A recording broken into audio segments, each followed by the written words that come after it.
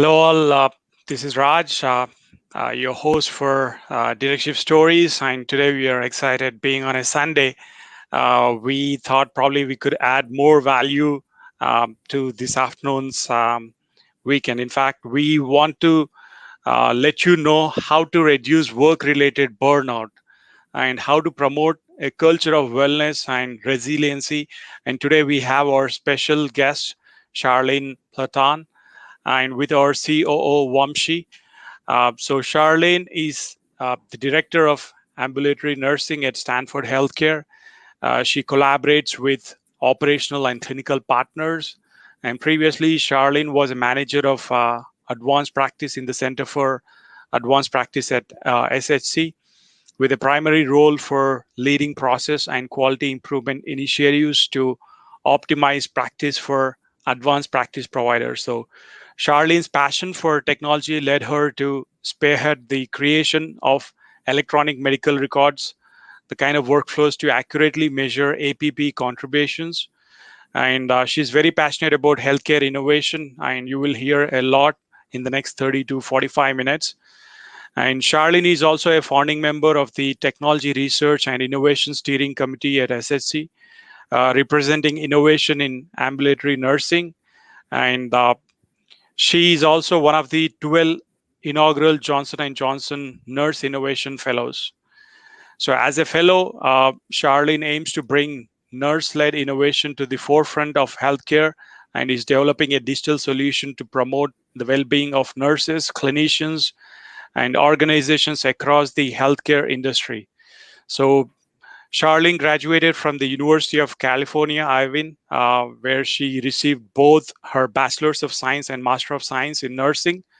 And she's a licensed registered nurse and a board certified family nurse practitioner. So please make sure you join till the end of this episode and make sure you engage or probably leave your questions in the comments too. Over to you, Vamshi. Thank you so much. Thank you, Charlene. Thank you, Raj. Thanks for yet another going to be a powerful podcast today. I can already feel it. Charlene is definitely a dear friend, and I am privileged to have her on the show as a prelude to our celebration of the upcoming Nurses Week as well. Yes. And Charlene has done a great work, has already been a heavy influencer in her space of nursing, and not just nursing, but bringing technology and innovation into nursing. So absolutely, it's my pleasure to present to her today. And we'll be talking a lot about nursing, the nurse practitioner advanced practice space, as well as the need for further more innovation of care models, and more importantly, the need for well-being for our clinicians and what tools and resources can they have at their fingertips to make sure they are taking care of themselves as well. And we'll talk more about Charlene's initiative of a WellNurseapp and all those things. So without much further ado, Charlene, welcome to our platform today. Having you really serves our mission of bringing stories of great clinicians and clinician leaders like you out to our network and out to the outer world.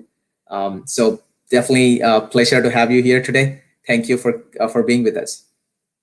Thank you so much, Vamshi and Raj, for having me. I'm really excited to be here today. Great, perfect. So we'll dive in. I'm excited for sure. Charlene and I have been talking about multiple things, in the nursing space, as well as in the well-being space, as well as in the whole innovation space. So let me start with just asking you, Charlene, what motivated you to get into nursing and then eventually become a nurse practitioner and focus on bringing more quality and technology innovation into this space? Yeah, thank you so much for asking, Vamshi. And my background is I actually come from a family of nurses. So my mother is an intensive care unit registered nurse, and I have many cousins and aunts and uncles who are in the healthcare industry. And so I was kind of born into the healthcare environment, and that's how I was introduced into it. I actually have a twin sister who's also a registered nurse, and she had been practicing as a psychiatric nurse for quite a bit. And so that was how I was originally introduced into nursing. And at the time when I was, when I was younger, I actually did want to be an engineer, and I actually originally wanted to be in architecture. My father's an engineer, so I think that's where I got that influence from. But then I was really fortunate to be accepted into University of California Irvine's nursing program straight from high school, and so I just wanted to see what I would think about the profession. And growing up, I had been in and out of the hospital, visiting my mom in the hospital, and so I was really comfortable with the hospital environment already throughout my childhood and growing up. And so when I went into college and I was in my nursing degree, I actually started to volunteer for many different opportunities within healthcare, and I really enjoyed it. I enjoyed the impact that I could make with helping patients and helping other care team members, and that really influenced me to continue on that path. And then I was able to work for a nonprofit organization that specifically helps homeless clients who are discharged from the hospital. And I think from all these different experiences, I really just felt that I could have a lot of impact in the healthcare profession. And so when it comes to innovation and quality, I really saw the opportunity to impact that space when I was in my first role as an inpatient nurse. And I worked in a community hospital in Los Angeles as an acute care registered nurse in the telemetry unit and critical care extension unit. And so I saw a lot of needs in terms of improving our processes and improving the way that we deliver patient care. And I think that having the ability to know everything that goes on in the hospital as a nurse really influenced my ability to want to create improvements in that space. And so sorry if that's a little long-winded, but that's just an overview of my nursing journey thus far. No, absolutely. That's great. That's great. I think the engineer in you is very much there. As you were talking about nursing workflows, bringing innovation, etc.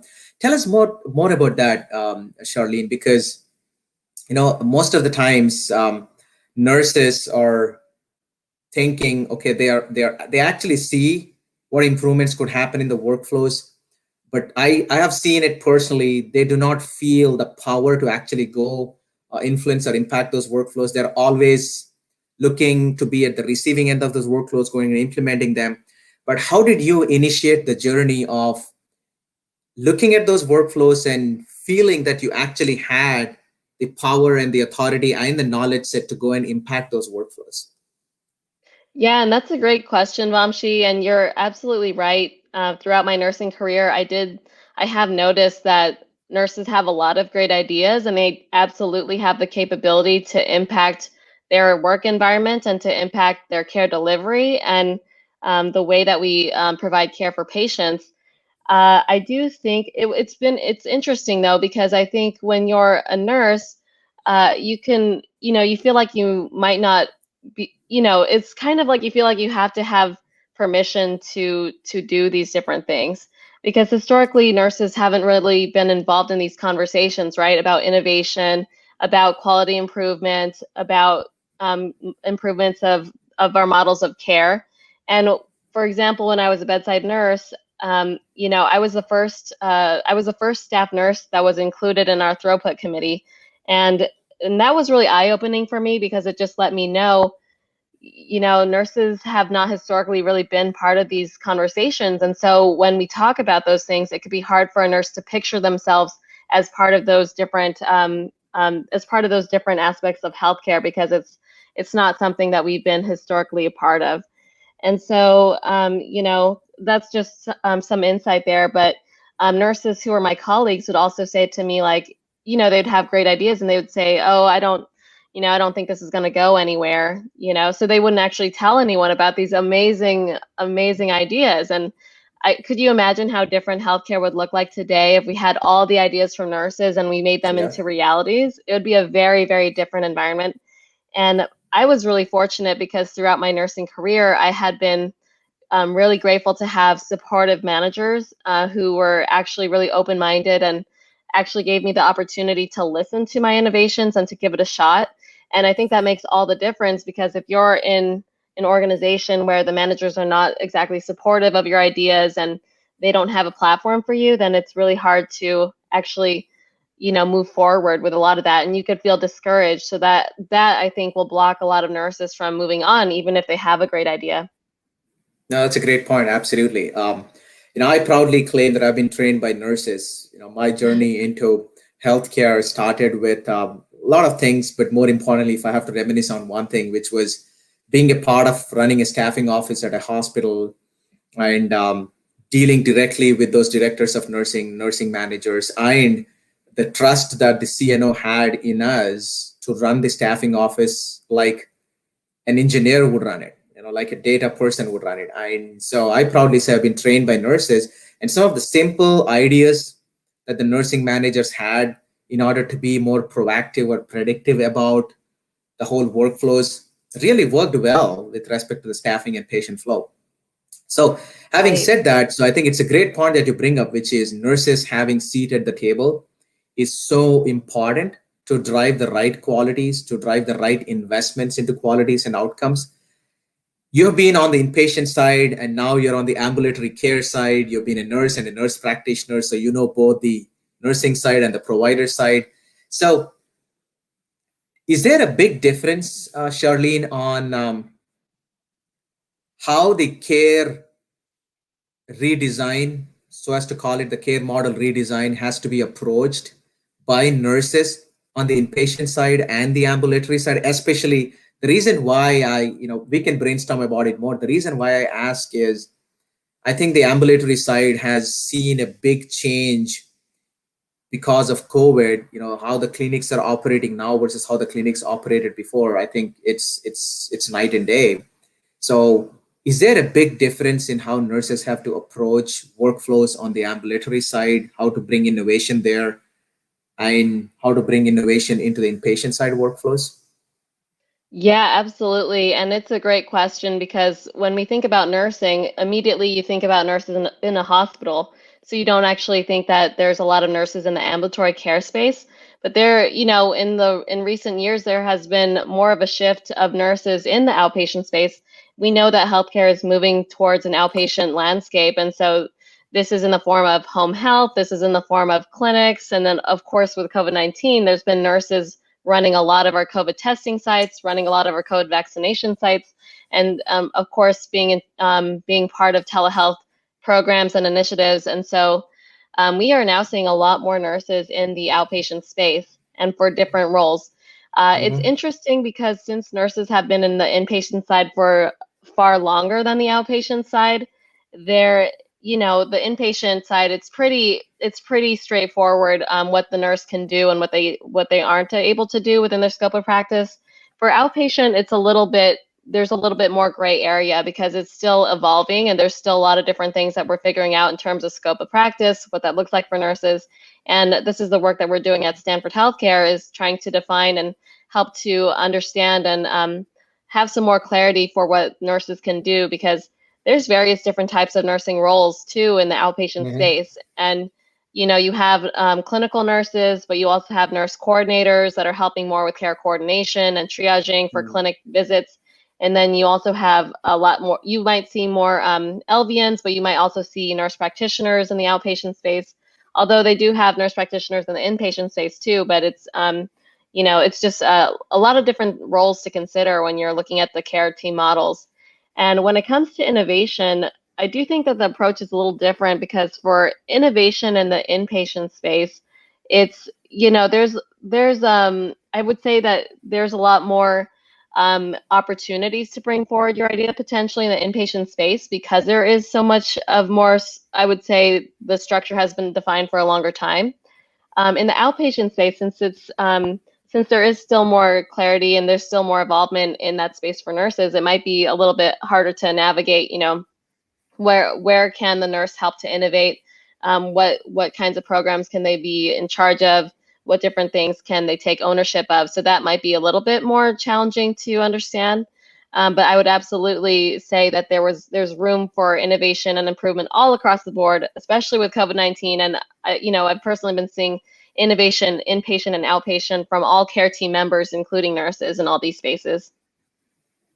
Great point. No, absolutely. I think you bring up a good point, which is there are so many places where nurses can still play an active role in the evolution of the roles and responsibilities.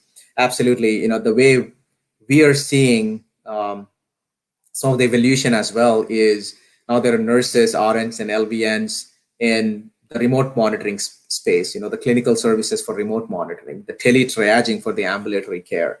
And we are seeing a lot of nurses now take part in the command center space, the virtual command center spaces, etc. So I think there is a lot of that evolution happening. And as you know, Charlene, we have a big network of nurses as a tech-enabled staffing company, which is, we are trying our best to make sure staffing and recruitment is a lot more happier and convenient by connecting clinicians directly with the employers through that marketplace. We have a lot of nurses in our network.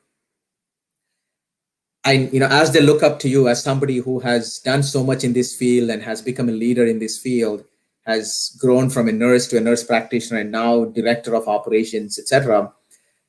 And as the space itself is evolving, what advice do you have for those nurses, who want to become leaders like you, who want to kind of really make sure they're part of the evolution as well? They're not left behind doing, the same traditional things. What advice, probably from your own personal experiences of what influenced you into growing in your career, what advice would you give to those nurses to make sure they're keeping up with this evolution? Yeah, thank you, Vamshi. And I would say that the advice I have for nurses is to, well, first and foremost, I want to say that all nurses are capable of leaders, and they actually are leaders, even if not in the traditional sense that you might think about, someone who is a leader with like a suit on or anything like that. But nurses are absolutely leaders, and nurses are all innovators as well. And, I would say that nurses are some of the most creative and resourceful people in the healthcare industry. And I've been told by another entrepreneur that nurses are really great entrepreneurs too, because of those qualities, and they do their best to get things done. They know exactly what needs to be done. They understand the problems better than anyone. So I would reassure nurses that they are experts, and I want them to own that and to own the fact that they are innovators, they are leaders, they are experts. And I think when they take on that identity, it becomes a lot easier for them to position themselves in these conversations and to actually be a part of all these different meetings in which they could be at the decision-making table. One thing I would suggest, just from my own experience, is if you have a good idea, share that with others. I would say, it might be intimidating, but one of the things that I did when I was a bedside nurse to try to get support behind an idea I had was I would do different research, and I would see, hey, like, this sounds like there's this problem that I've identified. It's a problem because of X, Y, and Z, and this is how it's impacting our care delivery. And then when you research, what solutions are out there currently. So I would actually do a literature search. I would see what's out there, what's evidence-based and what's not. And then I would actually create like a little proposal of a summary of my findings. And, in nursing, we have something called an SBAR, and that's situation, background, assessment, and recommendation. And that's how we communicate with a lot of our care team members when there's something that we see in terms of an issue that's identified for patient care. But we could absolutely apply the SBAR method to innovation too. And this is how we should think about innovation if we want to propose it to different managers and different leaders, because it's a really nice format, but it also shows that you did your research, and it shows that you've been really thoughtful about it. Because I think where the mistake could be is if a nurse has a great idea, they might not back it up with some of these other details that are really necessary to show the value of this idea that you have. So I would absolutely say, before you come to a leader with an idea you have, think of it like an SBAR and have that information ready, and then your chances of support will likely be increased if you have some of that information. And that's what's always worked for me when I was working at the bedside up until now. Oh, that's great. That's great. Yeah, I've seen the SBAR methodology live in action across various health systems, the nursing leaders using it. Yeah. It works beautifully. I think it's a simple, effective way of bringing about positive change and impact. Totally. And for all of our audience and viewers out there, you can see how passionate Charlene is about nurses as change makers, nurses as innovators, and how simple and powerful a statement it is that nurses are the people who actually get it done. It's simple. They are the get it done officers of the day-to-day care work. So absolutely, when an idea has to go into implementation, I think nurses being a part of it to strategically decide what are the best ideas and to create implementation plans and to create mechanisms using SBAR methodologies, etc. I think they're in a best position to do that. Absolutely, I think that's well said, Charlene. Now, that's actually a nice segue into my next question slash discussion with you, which is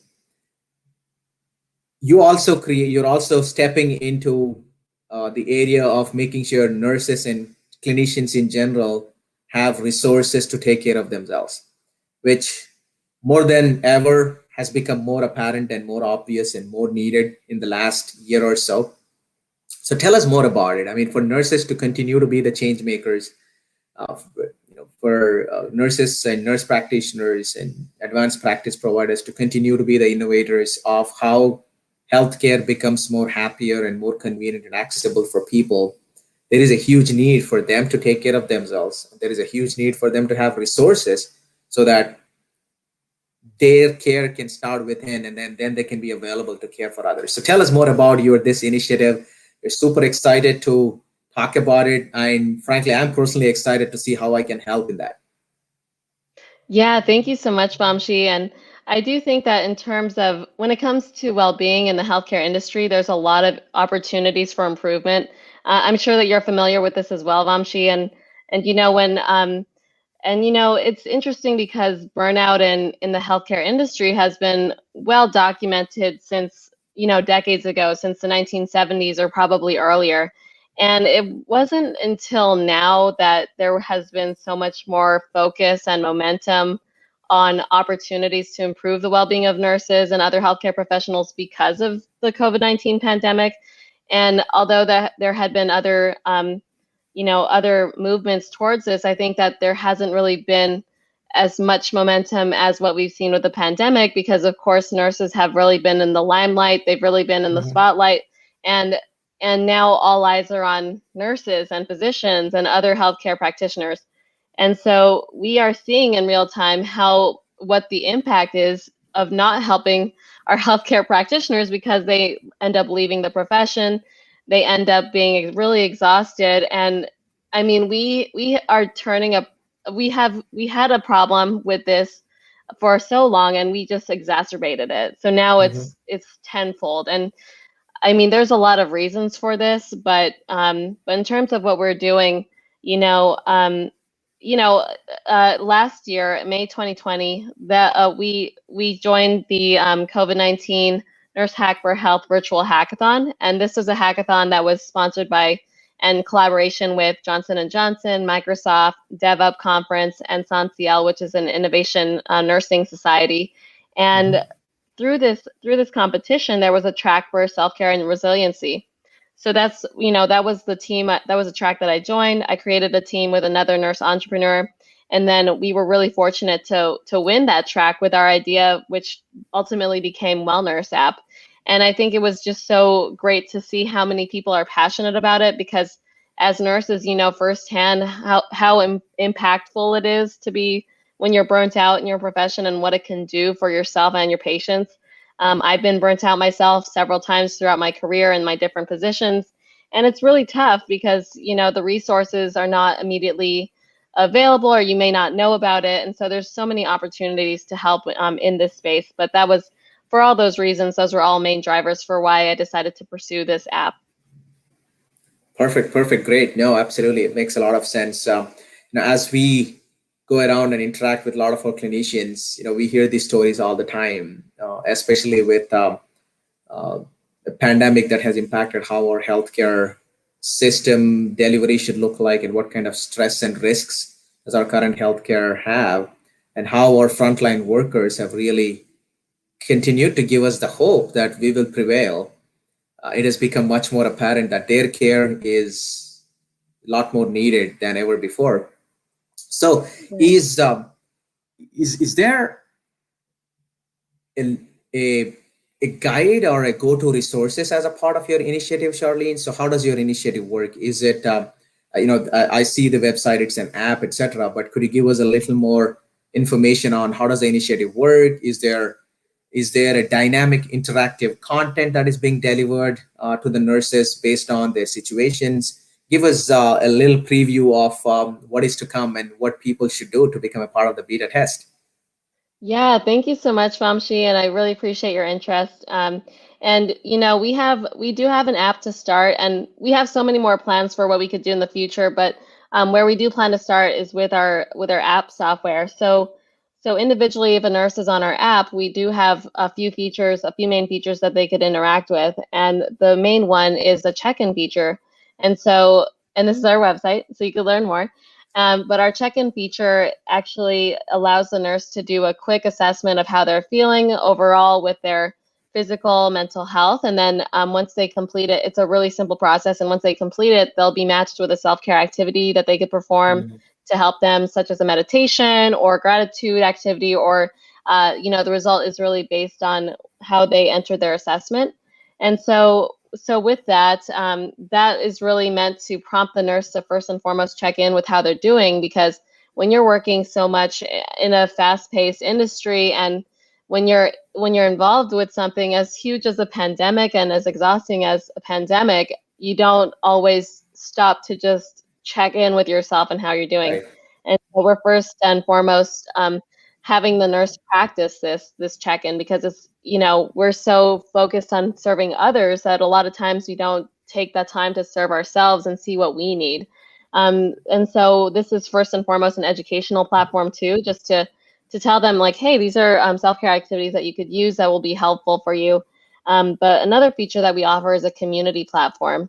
And so this community platform allows nurses to interact with other nurses in terms of their journeys with self-care. And really the goal is to provide a productive but safe space for nurses to share and express themselves, because we know that this platform doesn't typically exist. Not that I have seen from my own experience, and I can't speak on everyone's experience, but just from what I know personally, there are so many more opportunities that we have to have this type of a community. And ultimately, we want to provide that for nurses through this app. So those are the two main features. And you can see this is all of us.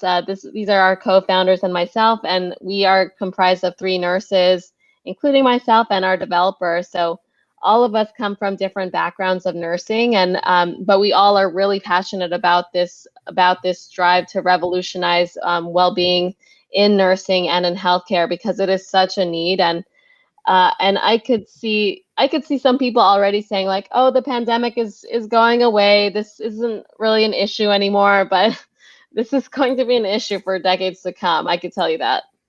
Absolutely.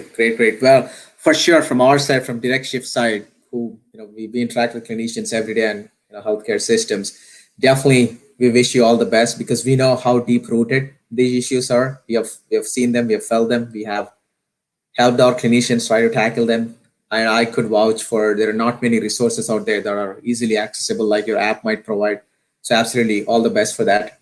That triggers a thought in my brain, Charlene, based on what you just said, which is, you have done a lot of work in practice innovation with respect to advanced practice, how to measure the contribution of advanced practice correctly, so that you can make the case, evidence-based case out there, that increase in investment in advanced practice can actually improve access, can create better care models, can create better skill mix models, etc.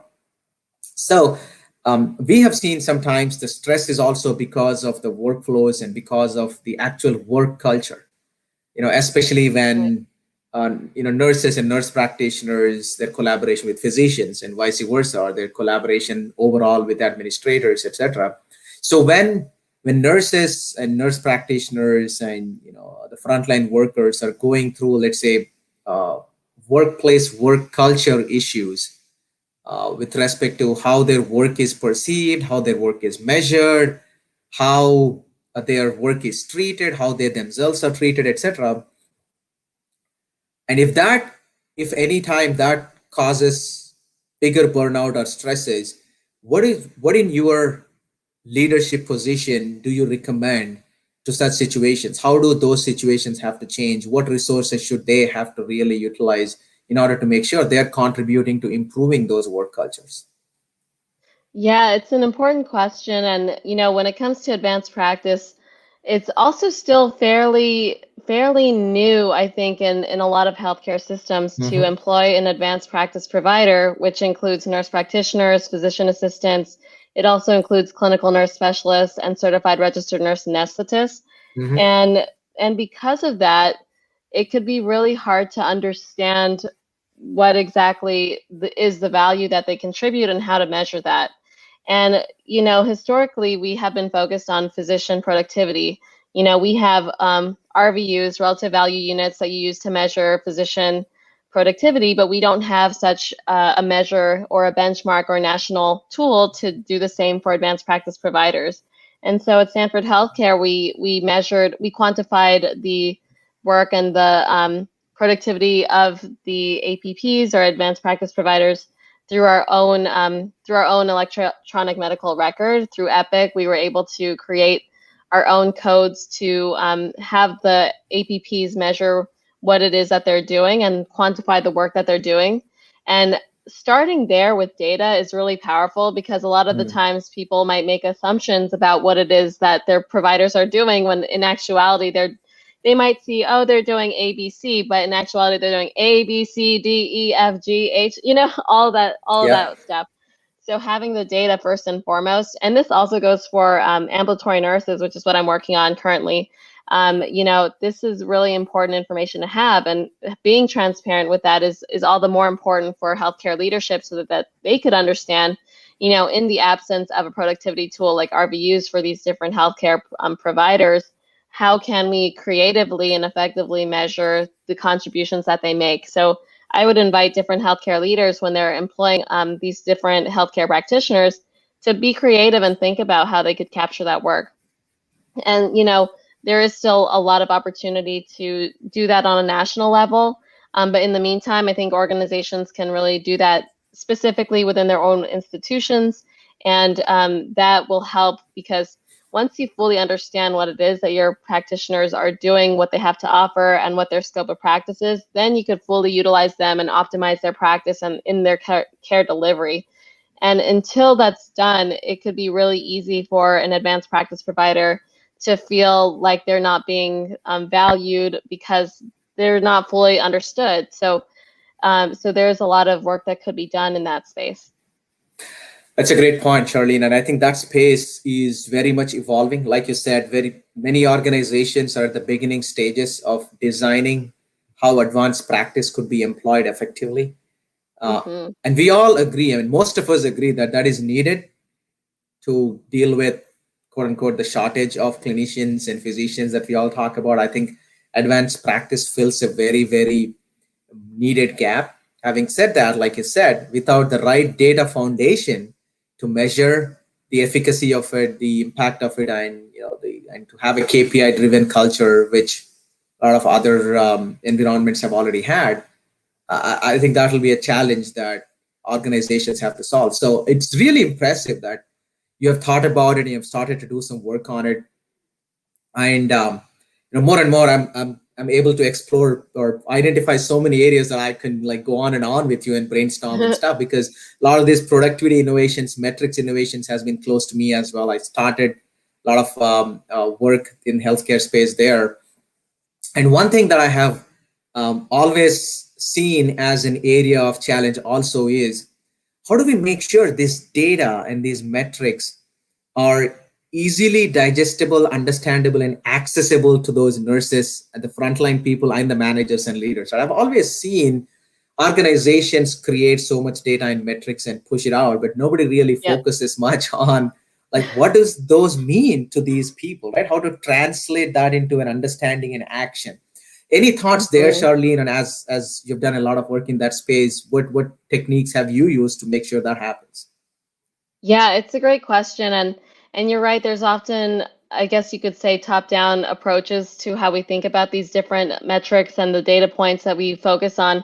But I do think there's a lot of opportunity for bottom-up discussions and bottom-up collaboration. And what we had done at Stanford was we had actually involved a lot of these advanced practice providers, and now doing the same for ambulatory nurses in order to understand more of their role, their scope, what they've done, what they haven't done within their practices, and having them as part of, kind of going back to the former topics we spoke to, was having them part of the decision-making table and having them part of the conversations, because I think that that's still something that is not very, there's still opportunity for that, because a lot of the times you may not see these providers in these meetings with these stakeholders. And so I absolutely think that if they are involved and if you hear their voices and if you truly hear from them directly, they have great ideas too that you may not consider, because they're the ones who are living and breathing in this role, and they're the ones on the front lines. And so I think that that's a really simple way to, number one, not only get their buy-in, but number two, have them feel more valued. And then number three, to fully understand what it is that they offer and understand more ideas that could be helpful. Absolutely. No, that's well said. It always resonates in my ears. One of my mentors said, if it is not with them, it's not for them.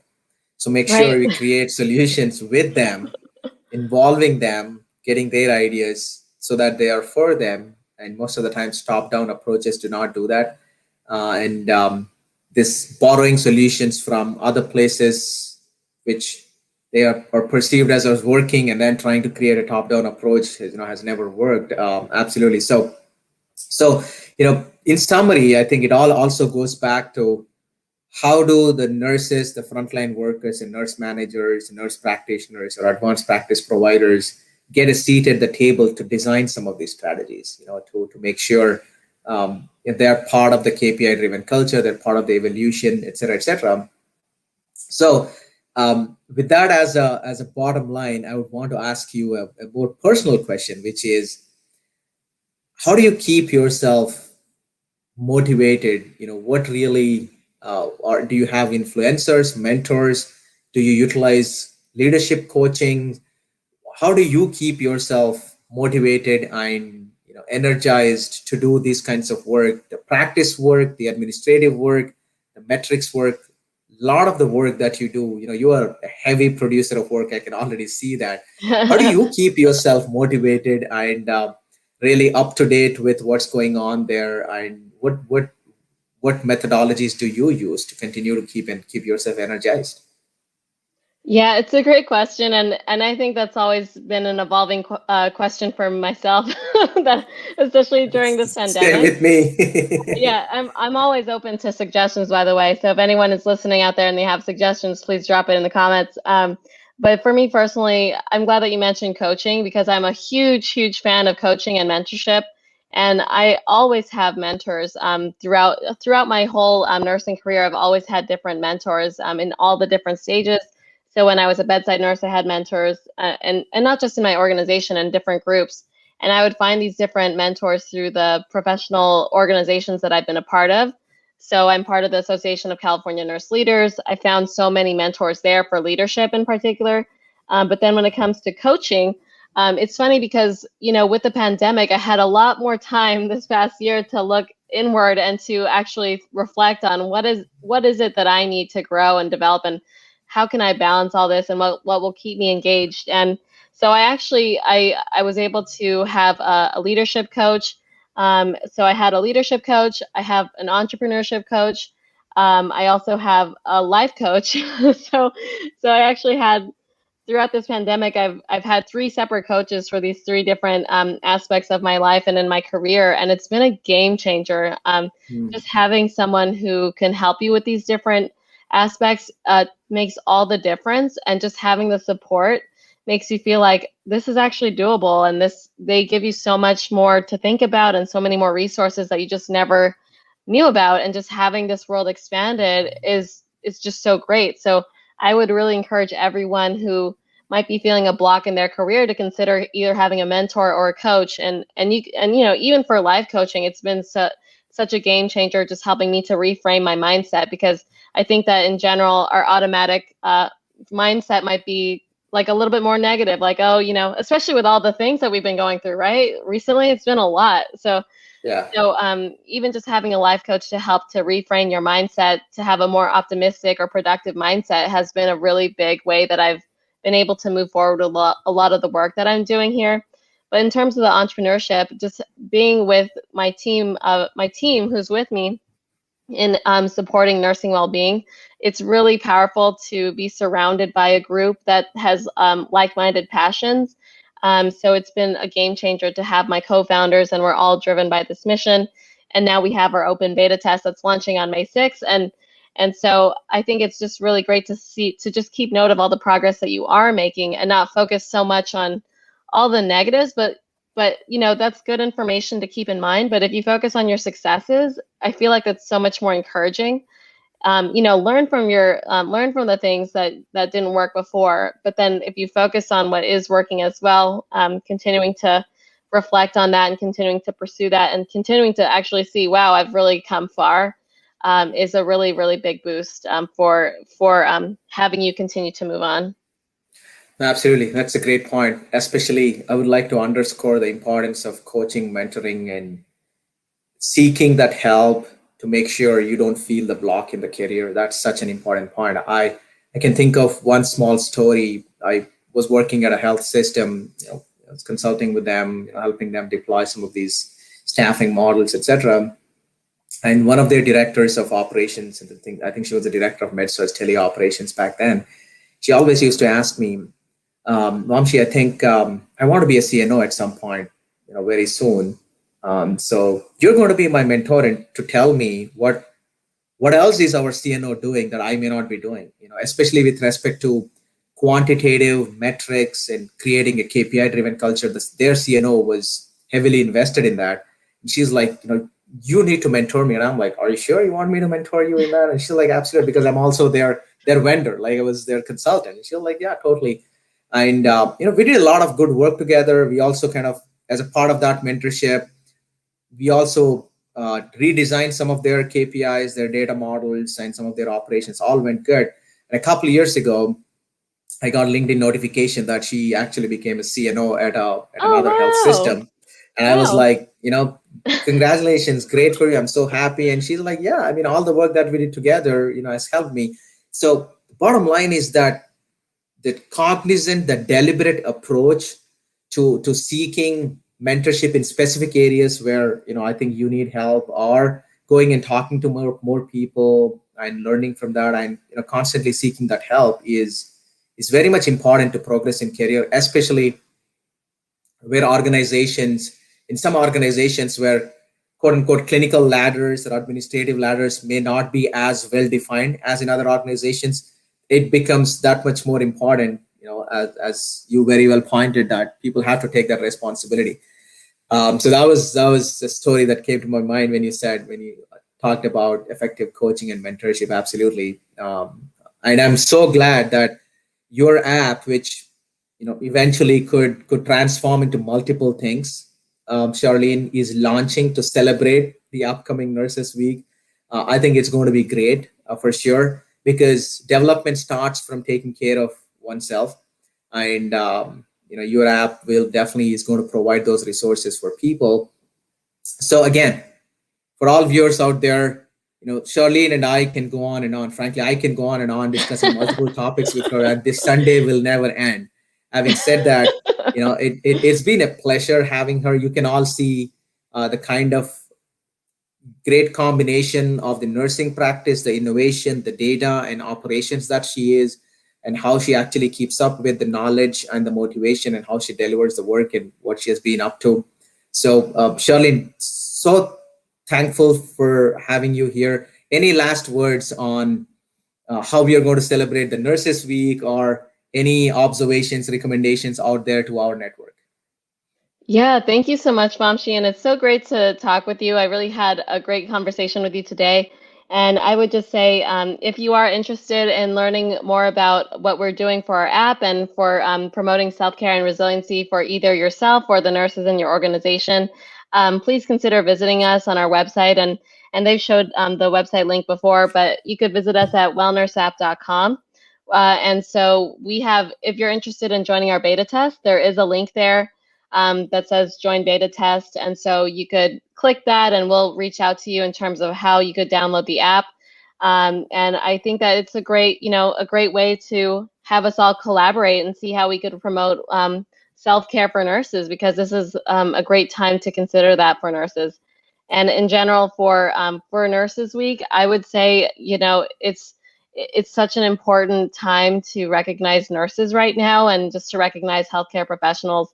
Hospital Week is also around the same time as Nurses Week, Right. so it's really a great time to recognize all the different healthcare professionals who have been working so hard. And I would just say, please remember to keep everyone engaged, and to think about their ideas that they have, and just to celebrate them, because they really deserve it. And not just during this 1 week or 2 weeks, but during the rest of the year and the years to come. So I would just say it's really important to understand the value that everyone brings to the table.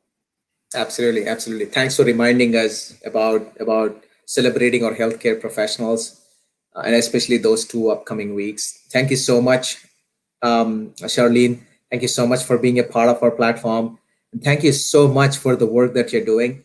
Especially, you have a great day job responsibility, and on top of it, you're doing a lot of these other things that is going to serve the entire healthcare community in a way that is very much needed right now. So thank you for all of that. Thank you for your leadership. And I really look forward to continuing to collaborate with you and helping in whichever way we can.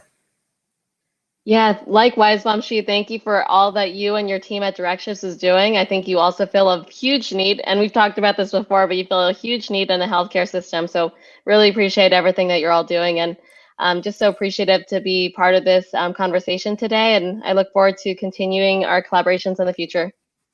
Absolutely. Thank you so much. Raj, over to you. Thank you. Thank you, Charlene Platon. Well, the last 45 minutes is like thundering or storming. I would say you are a magnetic personality for all the nurses and for all the people who would love to be out there in the nurse leadership. Again, people who are going to celebrate Nurse Week for this century. I just have one last question. I'll just keep it to one question. I don't know how you celebrated in the last decade, 2010 to 2020, like last 10 years. I don't know if there were any songs or poems, or probably there could be dances out there. But I'd seen lots of colorful pictures of Stanford Health Care, where you talking, addressing hundreds of nurses out there. Oh. Probably that's your LinkedIn picture. But is there any song or poem which you'd like to recite, or any song which you'd like to sing? Oh gosh, I mean, I love to sing karaoke, but I don't. Maybe I could record something in the future for a song. Okay. But yeah, I mean, I would just I would just want to say, like, personally, I'm just so grateful for all the nurses out there, and there's just so much. I've been so grateful, more grateful than I've ever felt before, just in this past pandemic, and seeing everyone together. That's another thing that really motivates me, and so I think that's such great inspiration. And if if there's any other opportunities for nurses to work together, I think that's great. And yeah, I'm sorry, I can't think of a song right now. Charlene, I would take this opportunity to share with you a small story and a poem. Actually, I was working with a CNO in California, their health system, and I think we were celebrating a Nurses Week, and I actually wrote to her, and we connected at a very personal level as well. I wrote to her saying, "Thank you so much for all the learnings, and glad to be a part of your Nurses Week." There was a gala, and I was a part of it. And I wrote to her saying, every time I think of nursing profession, a couple lines that come to my mind, and I told her, and she was deeply moved by it. Today we're great friends. And the couple lines that came to my mind suddenly during that time were, thinking about nursing profession, I think it's very relevant, which is somebody once wrote, "If you could ever be a sea, I would be a boat. I would travel without the fear of sinking, for you would keep me afloat." I think that is so true for nursing profession, because nurses are the ones that really keep us afloat, whenever there are these kinds of healthcare issues. So that always sticks in my heart so deeply. I think that is so true for nursing profession. Oh yeah, absolutely. And that's a great. I'll have to ask you for the that poem later, but that's great, and I think that really captures nursing so beautifully and overall the healthcare profession, because there's a reason why we've all went into healthcare, and I think first and foremost is to help support others, and so I think that's beautiful, and I think it really is a great way to think about nurses and to think about healthcare.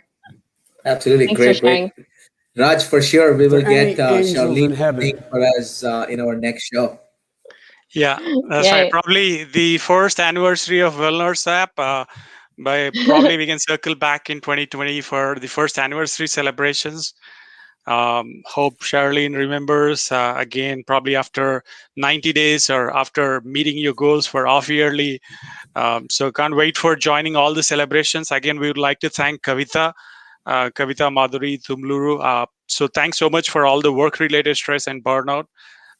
It has never been more real than now after we've been through the waves of COVID-19 pandemic. So everybody, so there were, I Yeah, did go just through a couple of, one point, Raj. Dr. Tumuluru, who is one of our viewers today, who wrote that note about burnout is more real than ever before. Yeah, she has been one of our clinical advisors and also a great friend of the company. It's great that she wrote, and I think more than a lot of people, she appreciates what this means. So again, on her behalf as well, Charlene, thank you for being a part of this show, as well as thank you for the work that you do. Yeah, of and course. Uh-huh. Thank you all. Sorry, go ahead. yeah, please go ahead, Charlene. I mean, this being a Sunday, as Vamshi said, we can give you a couple of more hours, or probably we can do it until 6 in the evening. we can we Yeah. can speak about WellNurseapp, the kind of struggles which you had, or probably you can go on. I'm sorry to interrupt you there. Oh no, no, no, that's great, and I really appreciate you all. I'm so glad that that you're all so engaged and interested when it comes to supporting our nurses and supporting the well-being of our healthcare providers and practitioners. I think it's so important, and I'm really excited to see how healthcare will look like in the next few years, because I think it will look really different, and I think that there will be so much more of a focus now on the wellness and well-being of our healthcare team members. So I'm really looking forward to that. Okay, thank you. Absolutely. Great. And you will be able to catch this episode again on through Google Podcast and Apple Podcast. And please do share in your feedback about how you felt about this particular episode. Thank you so much, Charlene, and thank you, Vamshi. Thank you for everybody who's going to hit the replay or probably watch the snippets of this through social media. And we'll catch you with another episode of DirectShifts Stories very soon. Thank you so much for tuning in. Bye-bye.